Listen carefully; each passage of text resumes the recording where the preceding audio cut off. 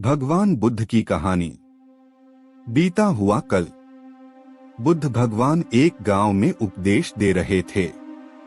उन्होंने कहा कि हर किसी को धरती माता की तरह सहनशील तथा क्षमाशील होना चाहिए। क्रोध ऐसी आग है जिसमें क्रोध करने वाला दूसरों को जलाएगा तथा खुद भी जल जाएगा। सभा में सभी शांति से बुद्ध की वाणी सुन रहे थे, लेकिन वहां स्वभाव से ही अतिक्रोधी एक ऐसा व्यक्ति भी बैठा हुआ था जिसे ये सारी बातें बेतुकी लग रही थी। वह कुछ देर ये सब सुनता रहा, फिर अचानक ही आग बबूला होकर बोलने लगा, तुम पाखंडी हो। बड़ी बड़ी बातें करना यही तुम्हारा काम है। तुम लोगों को भ्रमित कर रहे हो। तुम्हारी ये बातें आज के समय में कोई मायने नहीं रखती। ऐसे कई कटु वचनों सुनकर भी बुद्ध शांत रहे। अपनी बातों से ना तो वह दुखी हुए, ना ही कोई प्रतिक्रिया की। यह देखकर वह व्यक्ति और भी क्रोधित हो गया और उसने बुद्ध के मुंह पर थूककर वहां से चला गया।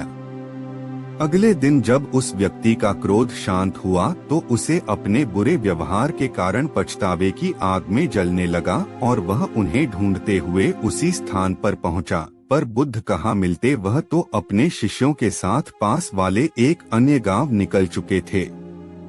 व्यक्ति ने बुद्ध के बारे में लोगों से पूछा और ढूंढते ढूंढते जहां बुद्ध प्रवचन दे रहे थे वहां पहुंच गया। उन्हें देखते ही वह उनके चरणों में गिर पड़ा और बोला, मुझे क्षमा कीजिए प्रभु।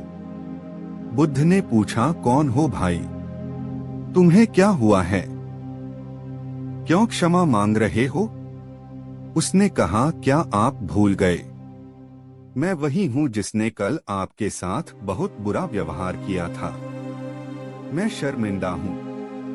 मैं मेरे दुष्ट आचरण की क्षमा याचना करने आया हूँ।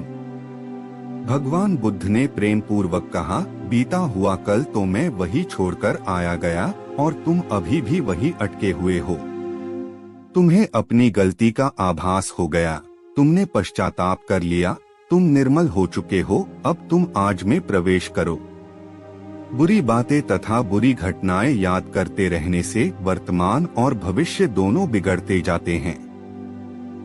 बीते हुए कल के कारण आज को मत बिगाड़ो।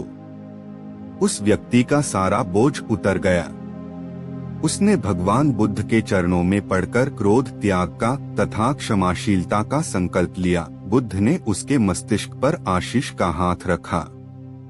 उस दिन से उसमें परिवर्तन आ गया और उसके जीवन में सत्य, प्रेम व करुणा की धारा बहने लगी। मित्रों, बहुत बार हम भूत में की गई किसी गलती के बारे में सोचकर बार बार दुखी होते और खुद को कोसते हैं। हमें ऐसा कभी नहीं करना चाहिए। गलती का बोध हो जाने पर हमें उसे कभी ना दोहराने का संकल्प लेना चाहिए और एक नई ऊर्जा के साथ वर्तमान को सुदृढ़ बनाना चाहिए।